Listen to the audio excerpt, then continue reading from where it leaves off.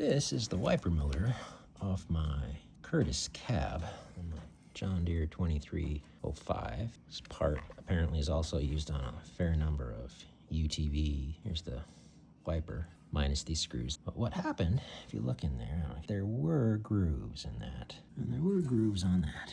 And what had happened is that this head ended up being so loose that it would ride up like that and wouldn't be able to put enough pressure on the windshield wiper to keep it attached to the window. Placement one of these from any of the tractor repair places. $174 for that arm. No way is Curtis designing and manufacturing arms and motors. I got to looking and found these arms.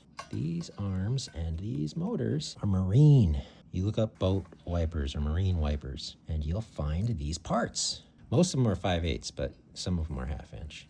And I can get a 1/2 inch one of these for around $40 instead of $170.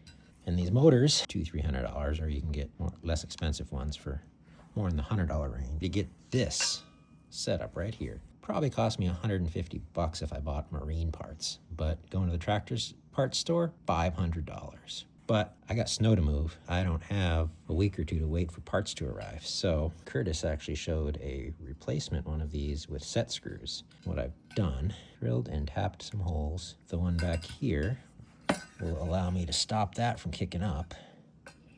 And this other back here is to help hold it on because that tang is not gonna hold it on anymore. The original shaft right there has this molded on lower quality metal on the outside. Anyway, I can get that installed back on my tractor. The other thing to note on this is that these are actually adjustable in length. So if you want to put a bigger windshield wiper on your tractor or UTV, there's likely some mechanism underneath that allows you to adjust the length.